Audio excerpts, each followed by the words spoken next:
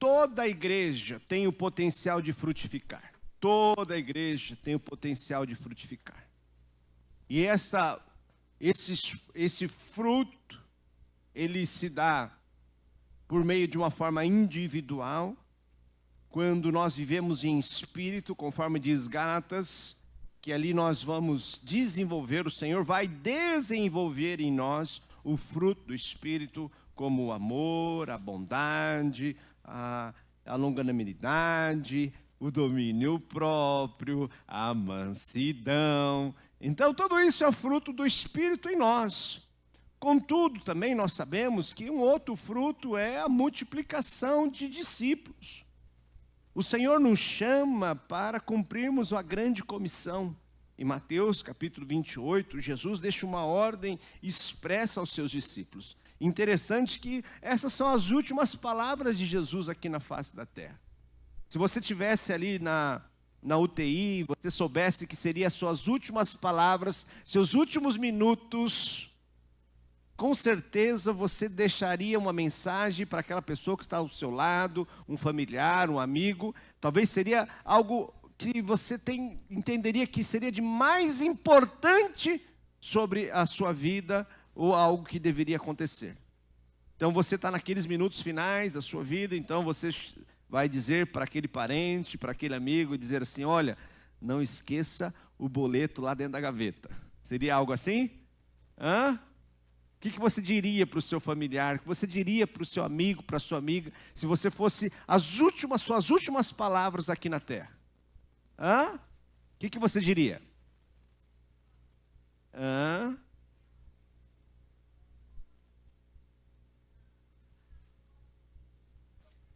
Olha aí. Quem mais?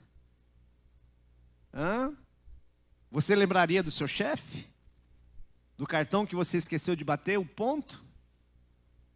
Provavelmente não. Então seria algo muito importante. Então quando nós olhamos as últimas palavras de Jesus no Novo Testamento, nos Evangelhos, é muito claro a missão que ele deixa para nós. Ide pregai o Evangelho, lá no Evangelho de Marcos. Ele diz lá em João que assim como o Pai me enviou, eu vos envio também. Em Mateus, no último capítulo, então ele diz, ide, portanto, fazei discípulos. Jesus comissiona a sua igreja a uma missão. Então, quando nós somos salvos, Deus nos tira do lamaçal do pecado, nos tira da morte e nos dá a vida. Ele nos dá um propósito também. A Bíblia diz que pela graça sois salvos. Lembra Efésios 2:8? Pela graça sois salvos. Mediante o quê? A fé. Isto é dom. Por quê? Verso 9. Não para. Verso 10. Qual que é o propósito? Pois, vamos juntos? Pois somos para boas, os quais preparou. Então, quando você é salvo, resgatado, Deus te dá uma nova vida, amém? Ele te dá um novo propósito também. Ele tem obras, boas obras para você andar nelas. Não é apenas mais os seus propósitos, não é apenas mais sobre a sua vontade, não é apenas mais sobre os seus próprios sonhos. Mas agora que você é imerso dentro dessa graça na pessoa do nosso Senhor Jesus, Ele tem para você um bom propósito, um bom plano. A palavra de vida está sobre você hoje, a vida abundante para você desfrutar, mas com um propósito, com uma missão. E aí a cada dia você precisa acordar pela manhã e estar disposto a viver para a glória de Deus. A cada manhã está disposto a lutar contra os desejos da carne, contra o homem que quer ressurgir aí, né? A carne que quer se levantar, contra o mundo, contra Satanás, mas olhar, entender e ouvir a voz do bom pastor e seguir o bom propósito que Deus tem para você aqui na terra, pois você foi chamado para ser a luz do mundo e o sal da terra. Deus tem uma missão para você aqui a ser cumprida, amém? Diga à pessoa que está ao seu lado, Deus tem para você uma missão. Amém? Uma missão. Enquanto você estiver respirando, a sua missão não acabou. Não importa a sua idade, seja criança, seja adolescente, seja jovem, seja adulto, já chegou na melhor idade, na master, né? Como que é? Master, a idade sênior, né? Alguém me disse que esse dia é sênior, né? Não pode falar que somos velhos, mas é sênior, ok? Então não importa a idade que você esteja, Deus tem sobre a sua vida uma missão. Então importa que você a cada dia descubra qual que é a boa vontade de Deus sobre a sua vida. Ele tem uma boa vontade sobre a sua vida, amém? Vamos voltar aqui para Tito. Então, olhando aqui, toda igreja tem um potencial para frutificar, mas o potencial só se realiza com ordem, liderança e propósito. Não dá para crescer sem ordem, não dá para crescer sem liderança. Aonde não há liderança, não há bons conselhos, os planos se dissolvem. É preciso ter propósito também, sermos intencionais naquilo que nós fazemos. Paulo deixou Tito em Creta, então, com uma missão clara de organizar aquilo que estava faltando, conforme diz o verso 5 que nós acabamos de ler. E o que seriam essas coisas restantes? Coisas restantes. O que você acha? Olhando para o texto aí, 1 Tito capítulo 1, verso 5, Paulo então diz para colocar em ordem, olha lá, pusesses em ordem as coisas restantes. O que seriam essas coisas restantes? O que você acha que numa igreja poderia estar em desordem? E que Tito deveria colocar em ordem essas coisas restantes? Que coisas restantes seriam essas? Alguém? Alguém que gostaria de sugerir? Que coisas restantes são essas? Quando você olha para a igreja, que coisas restantes seria essa? Organização, o que mais? O dia a dia, as tarefas, o que mais? Discipulado. Uma igreja em desordem, dificilmente ela cresce. Quando não tem propósito, quando não tem liderança, ela dificilmente cresce. Por quê? Porque cada um quer fazer o que quer. Lembra da época de Juízes? Quando nós olhamos o livro de Juízes, fica muito evidente lá. Por falta de uma liderança, cada um fazia o que queria. E muitas vezes, o nosso querer não é fazer a vontade de Deus. O nosso querer, conforme diz Eclesiastes, é pura vaidade. Por mais que queremos e desejamos, muitas vezes, conquistar algo, adquirir algo, né, ter um relacionamento, ter uma família, construir um patrimônio, mas tudo isso é vaidade. Eclesiastes, o pregador, diz que isso é vaidade. E o que se conclui sobre a vida? Eclesiastes vai dizer. Né? O que se conclui lá, irmão Walter? O que o pregador diz? Qual que é a conclusão que se chega? Temer a Deus e obedecer os seus mandamentos. O pregador chega nesse propósito. Temer a Deus. Reconhecer que tudo isso que nós fazemos, essa correria toda que nós vivemos, cada segundo, cada minuto da nossa vida, em algum momento, jovens, prestem atenção. O pregador diz que podemos sim correr atrás daquilo que desejamos, que os nossos olhos se agradem, mas lembre-se de uma coisa, o pregador diz em Eclesiastes, que um dia você dará conta a Deus. E a conclusão que se chega é que devemos temer a Deus e seguir os seus mandamentos.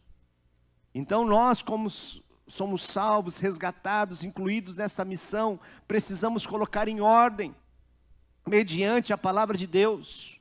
O que poderia estar em desordem ali? Olhando para esse texto, a gente pode pensar, talvez, os relacionamentos quebrados, testemunhos comprometidos, doutrinas confusas, falta de líderes espirituais, confiáveis, presbíteros, como o próprio Paulo coloca aqui, E diante de tudo isso, comecei a refletir e pensei que algo aqui, e para nós hoje também, algo muito importante que precisa ser colocado em ordem, é o relacionamento da igreja com a sua comunidade.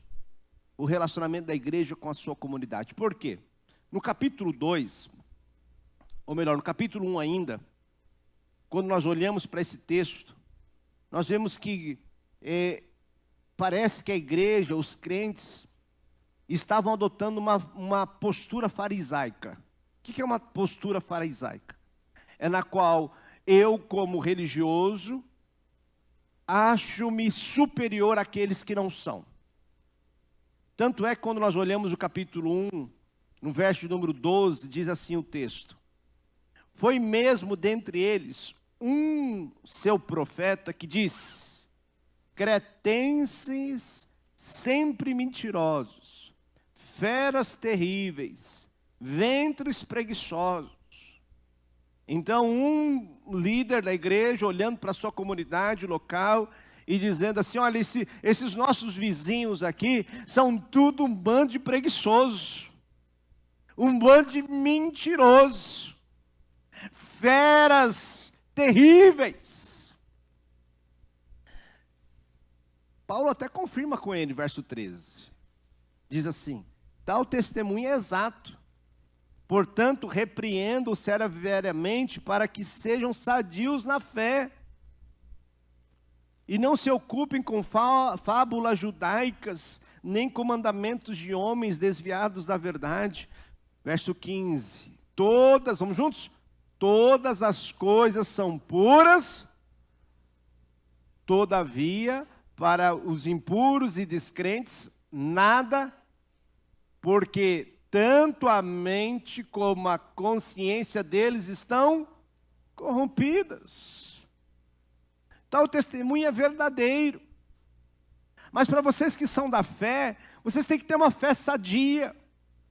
Olhar para essa humanidade, ao mesmo momento que nós vemos as vilezas da humanidade, que estão dentro dessa depravação, mesmo vivendo nesse mundo mau e vil que nós estamos, vocês têm que ter uma fé sadia, e não olhar com os olhos carnais, pois vocês estão sendo santificados. Hoje você é uma nova criatura, tem que olhar com os olhos da fé, uma fé sadia. Diz o verso 16, no tocante a Deus, professam conhecê-lo, entretanto negam por suas obras. É por isso que são abomináveis, desobedientes e reprovados para toda boa obra. Ei, vocês estão sendo reprovados?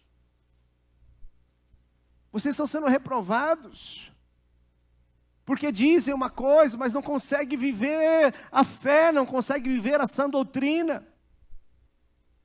E penso eu que, quando nós tratamos desse assunto, para muitos é difícil, pois realmente, quando olhamos para Creta, uma ilha multicultural, portuária, cheio de oportunidades e de problemas, Tito tinha que lidar com a cultura desorganizada, mentirosa, preguiçosa e imoral.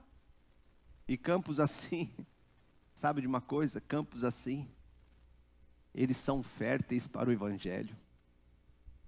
Porque o Senhor é especialista em transformar homens depravados em homens santos. O Senhor é especialista em transformar pessoas que estavam no lixo e limpá-los e santificá-los para viver para o louvor da glória dEle. Campos assim são férteis para o Evangelho. Ser igreja no meio deles não é fácil. Contudo, não olhe para o seu bairro, para a sua escola, para o seu trabalho com medo, mas como missão, com uma missão. O lugar do caos pode ser o lugar do seu chamado.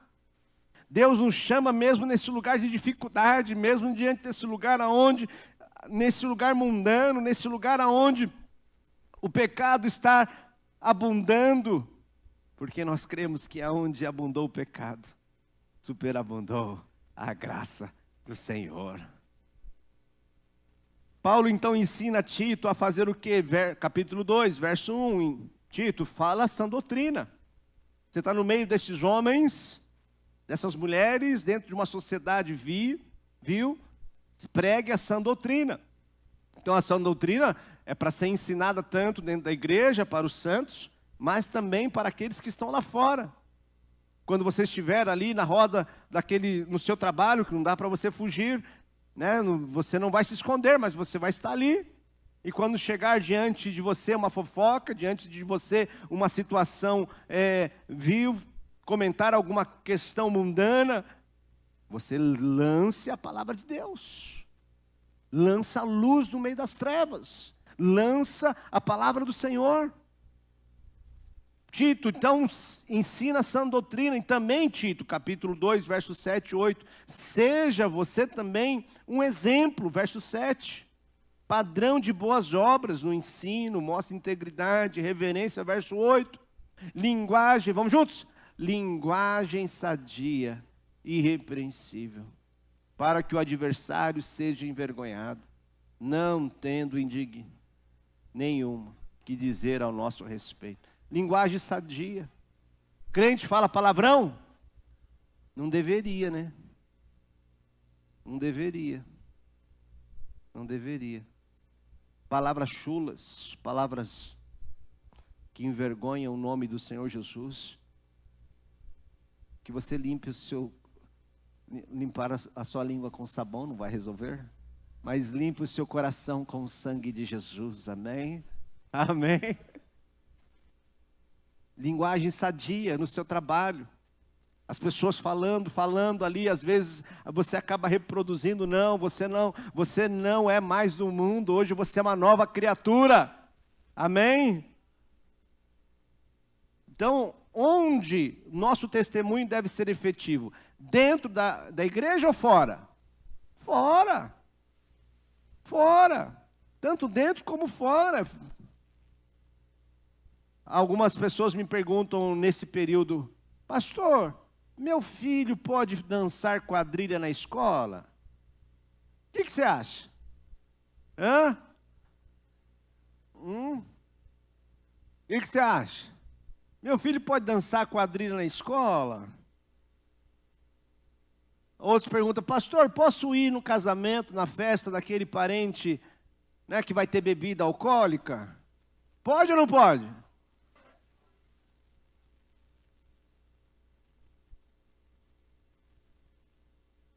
Quando nós olhamos para Mateus capítulo 9, verso 10, o texto diz assim: mais tarde, enquanto Jesus estava jantando na casa de Mateus, muitos cobradores de impostos e outras pessoas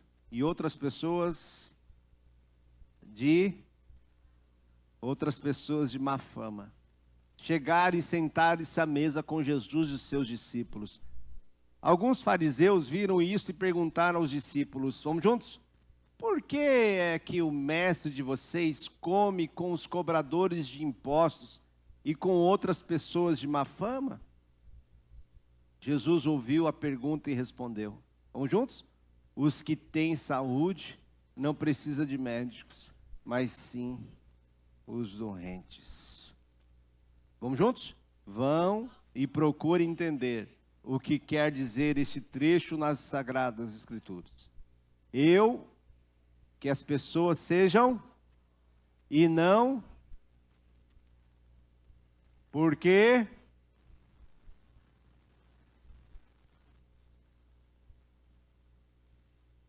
como nós vamos cumprir a missão do Senhor Jesus de chamar os pecadores,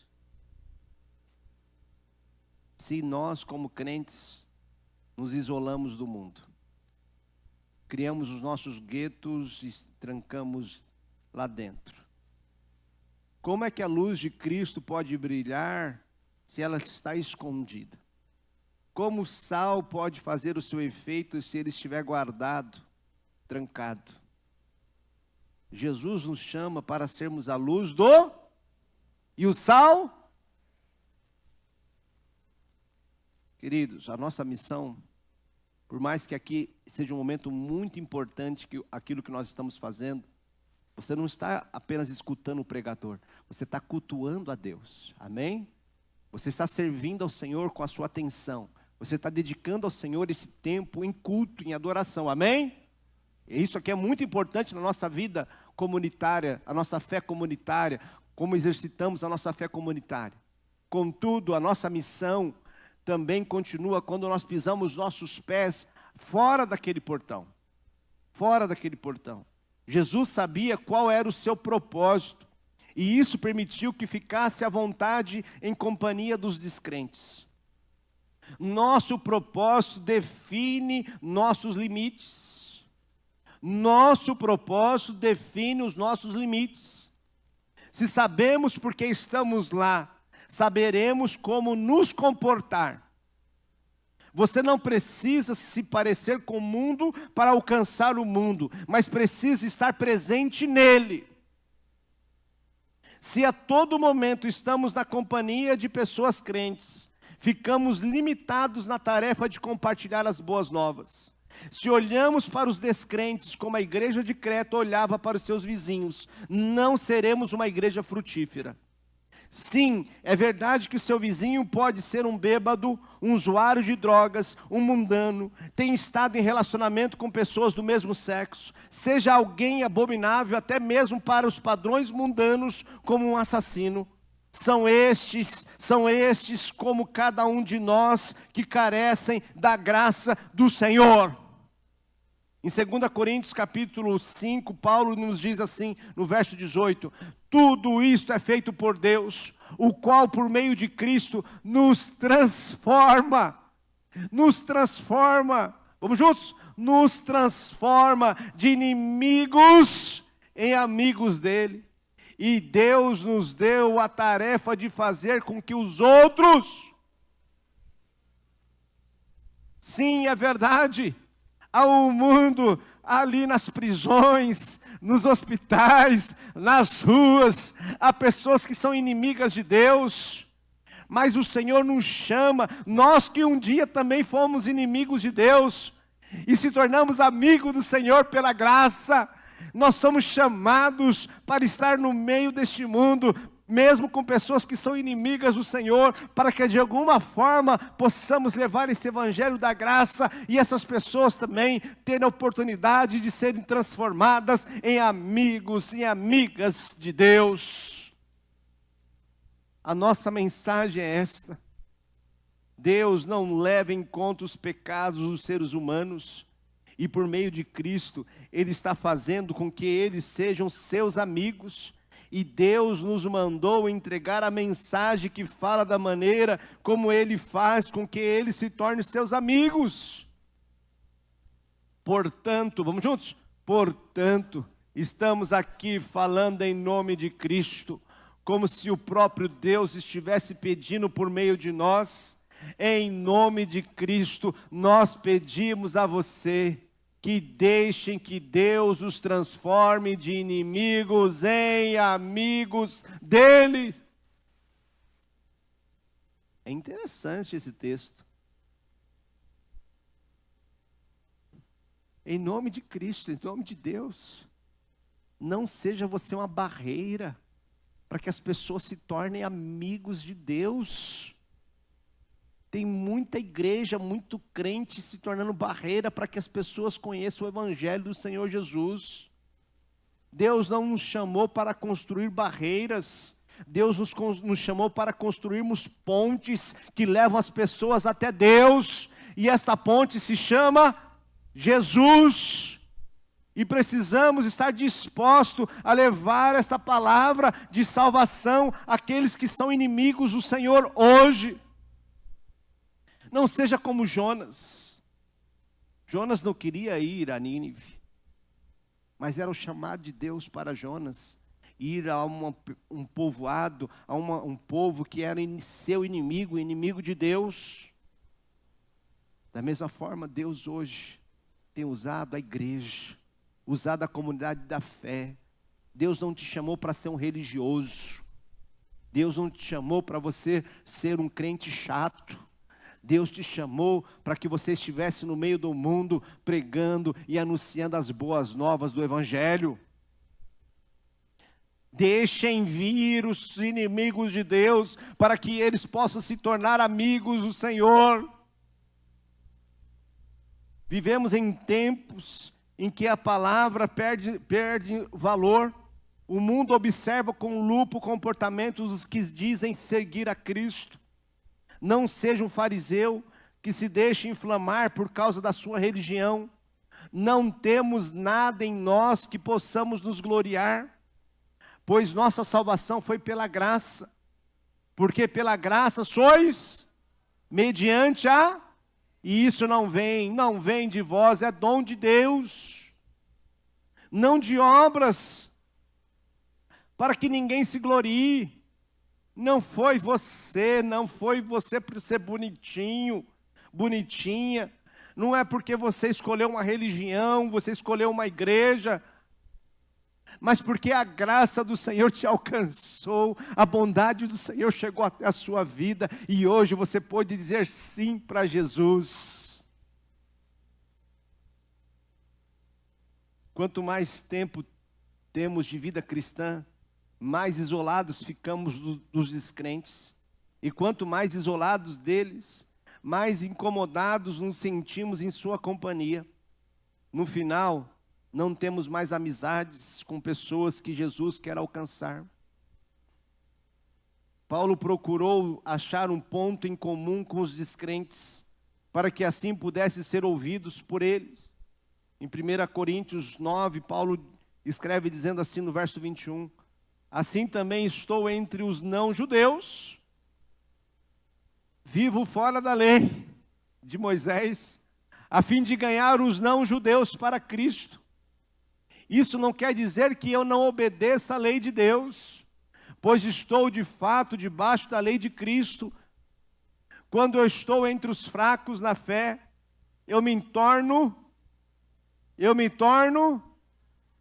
a fim de ganhá-los para Cristo. Vamos juntos? Assim eu me torno tudo para todos, a fim de poder, de qualquer maneira possível, salvar alguns. Vamos juntos? Faço tudo isso por causa do Evangelho, a fim de tomar parte nas suas bênçãos. Amém? Ah, queridos, como esse texto é desafiador. Como isso é difícil para nós. Como isso é difícil.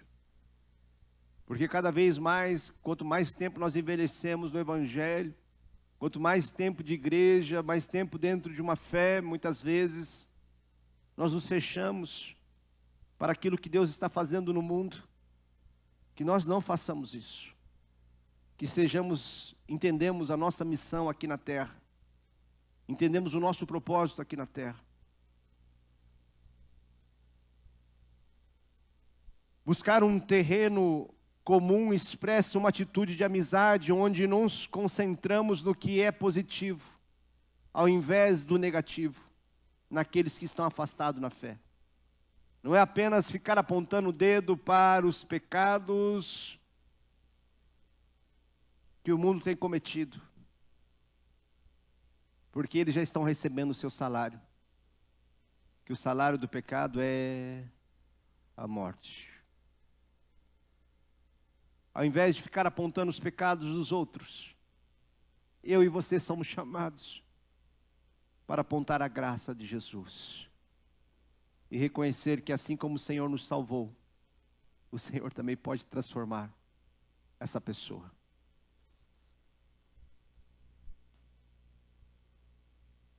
Em João capítulo 3, verso 16, diz assim, vamos juntos? Porque Deus amou o mundo de tal maneira, que deu o seu Filho unigênito, para que todo que nele crê não pereça, mas tenha vida eterna. Deus amou o mundo. Ei, preste atenção. Deus amou o mundo. Jesus não veio ao mundo para condená-los. Jesus veio para salvá-los.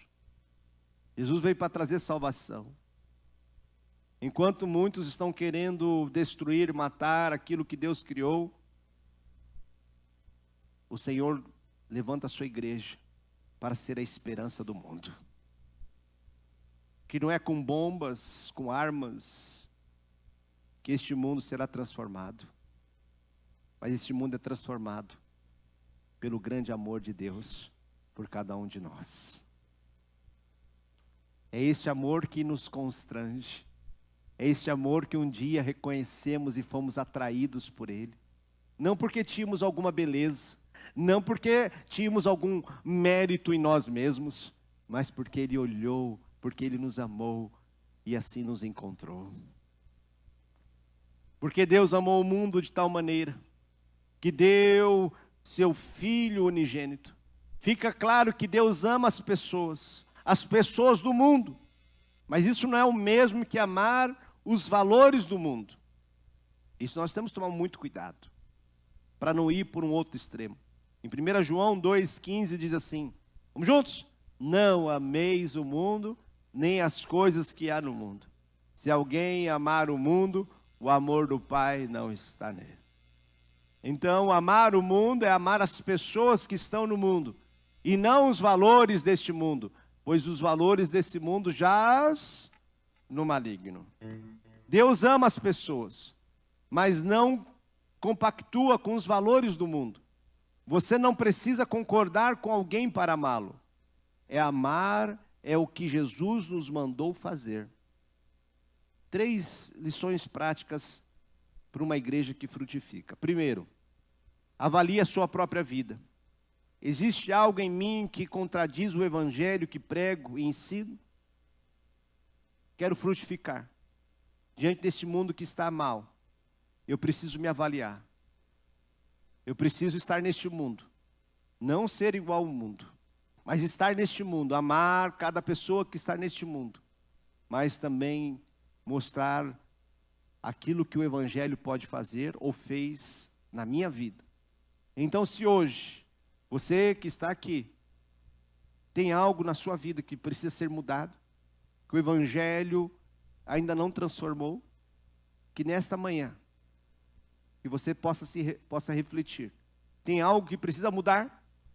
Algo que você precisa permitir que o Senhor limpe e te transforme? Conforme Paulo escreve em Efésios capítulo 4, que a cada dia temos que despir-se da velha natureza, do velho homem e revestir-se do novo. Ei, avalie-se hoje. É muito fácil apontar os erros das pessoas, é muito fácil criticar, é muito fácil falar dos pecados dos outros. Mas o Senhor não nos chama para isso. O Senhor nos chama para o arrependimento. O Senhor nos chama para examinar a nós mesmos. E se há algo em nós que precisa ser mudado, que nesta manhã possamos nos arrepender dos nossos pecados e permitir que o Senhor nos transforme, para que nós possamos chegar neste mundo e as pessoas verem em nós a luz de Cristo. Segundo, inspire pelo exemplo, que nossos atos de bondade silenciem as críticas e as acusações que o mundo faz dos crentes. Você conhece a palavra cortesia? Sabe o que significa a palavra cortesia? Cortesia refere-se à qualidade de ser cortês, ou seja, de agir com amabilidade, educação e gentileza. O crente tem que ser cortês, tem que ser amável. Você chegou num ambiente de trevas, de destruição, de brigas, de intrigas.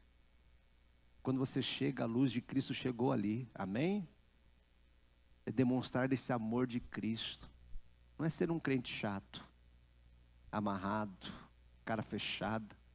Porque o coração alegre, o que ele faz? Formoseia o rosto. Olha quanta gente bonita aqui nesta manhã. Não é mérito seu não, é Jesus no seu coração. Quando Jesus está em nós, a vida fica mais bonita, amém? Quando a gente vive em Jesus, podemos desfrutar desta alegria. Colossenses 4:6 diz, a vossa palavra seja sempre agradável, temperada com sal, para saberdes como deveis responder a cada um. É verdade que o diabo vai lá tentar, tentar, vai te mandar alguém para inflamar o seu coração contra o seu chefe, contra aquele funcionário, contra aquele departamento. Vai tentar inflamar o seu coração contra os seus irmãos da igreja, contra o pastor, contra a sua liderança, contra alguém da sua família. O diabo está trabalhando, ele não para. Mas não permita que o seu coração, esses dados inflamados de Satanás, entrem no seu coração. Que a cada dia você seja amoroso, que você limpe o seu coração de toda mancha do pecado, toda ação demoníaca, que o diabo só vem para matar, roubar e destruir. Mas Jesus veio para nos dar vida e vida em abundância. Que você seja um agente de vida, aonde a morte, aonde a destruição, aonde a intriga, você seja um agente de Deus. Para que a sua vida, sua família seja transformada, para que a sua empresa seja transformada, para que aonde você pisar os seus pés, ali esteja a luz de Cristo, transformando aquela realidade. Terceiro, ensine, corrija com amor. Não deixamos de zelar pela sã doutrina, seja aqui dentro da igreja ou lá fora, em uma atividade da escola ou de algum parente não crente, esteja pronto, conforme Pedro vai dizer em 1 Pedro 3,15, tenho no coração de vocês, vamos juntos? Tenham no coração de vocês respeito por Cristo e o tratem como Senhor, estejam sempre prontos para responder a qualquer pessoa que pedir que expliquem a esperança que vocês têm. O crente, ele vive pela fé. E a fé é a certeza das coisas que não se veem. O crente, ele vive com fé, vive com esperança. Mas que esperança é essa? É uma esperança que se vê? É uma esperança que não se vê. Assim como Abraão creu contra a esperança humana, que Abraão, com 99 anos, o Senhor diz assim, você vai ser pai. Aí ele olha para o seu corpo. 99 anos, Jesus. A sua esposa com mais de 90, Jesus. Vai sair alguma coisa dali. Humanamente, para nós que já estamos com uma idade mais avançada, sabe, inicia o casamento, é aquela coisa feroz, animal. Passa-se alguns anos, a coisa vai esfriando. Depois de mais alguns anos, Jesus. É só, não tem esperança, não tinha esperança. E hoje em dia ainda, diabetes, pressão alta, oh meu Deus do céu. Mas Abraão creu, não desista. Abraão creu contra toda esperança humana. Creu contra toda esperança humana, porque aquele que fez a promessa é fiel para cumpri-la. É fiel para cumpri-la. Então creia contra. Você olhou para as adversidades da vida. Creia contra todas essas palavras mundanas que você tem escutado.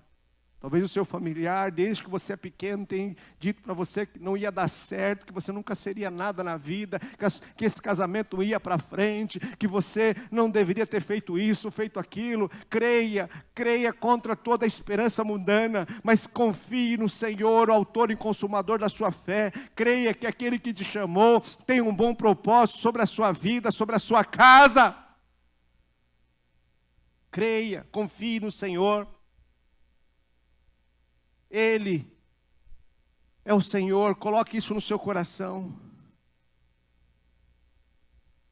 Seja pronto a responder a qualquer pessoa que perguntar sobre a sua esperança. Em quem você tem depositado a sua esperança? Não é o agiota que vai pagar a sua conta. Não é o banco que vai saldar essa dívida.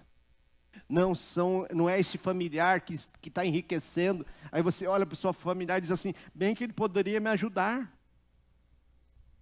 Ei, para de pedir esmola para pessoas que não vão resolver o seu problema. A solução para os nossos problemas se chama Jesus. Permita que Ele te conduza e te dê sabedoria para você lidar em cada momento da sua vida, seja numa crise financeira, seja numa crise familiar. Jesus é que vai suprir as suas necessidades. Não é este homem, não é esta mulher, não é esta família, é você em Cristo, pois é Deus o nosso Senhor, que é o nosso pastor, e se o Senhor é o nosso pastor, nada nos faltará. Agindo Deus, se o Senhor é por nós, amém? O Senhor é contigo. Ele não te abandona e nunca vai te abandonar.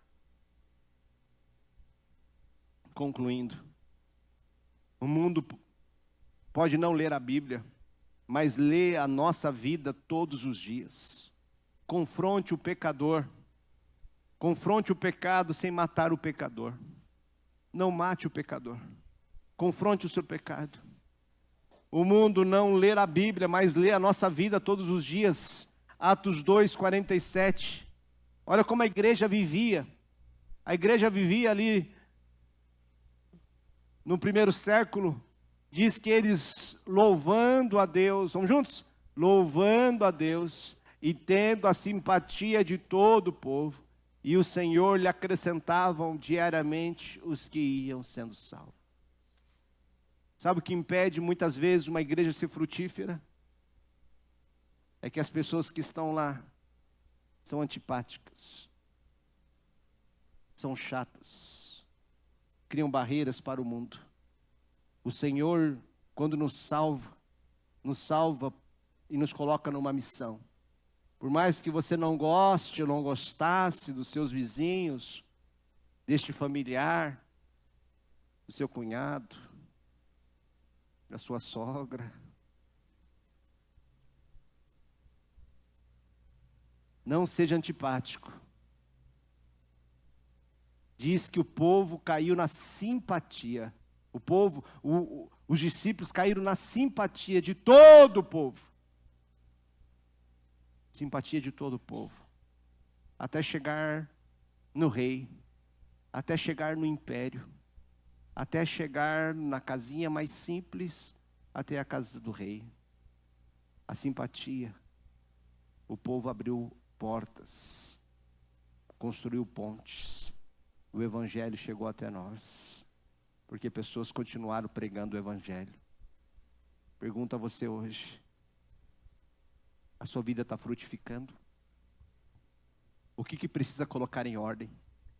Paulo chama Tito e disse: Tito, coloca as coisas restantes em ordem. É difícil dizer o que eram essas coisas restantes. Mas hoje, na sua vida e na minha vida, o que precisa ser colocado em ordem para que a nossa igreja seja saudável, frutífera e possa cair na graça, na simpatia de todo o povo.